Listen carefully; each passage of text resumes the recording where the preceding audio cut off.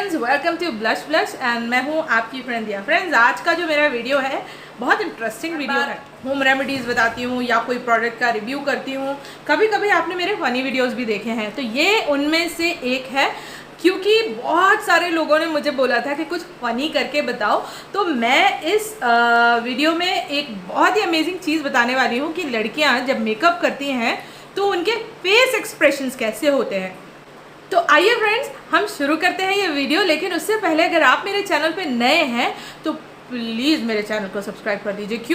क्योंकि ये है एब्सोल्युटली फ्री ऑफ कॉस्ट, और साथ में बना हुआ बेल बटन भी प्रेस कर दीजिए ताकि आपको मिले नोटिफिकेशन मेरे वीडियो का सबसे पहले। तो आइए शुरू करते हैं।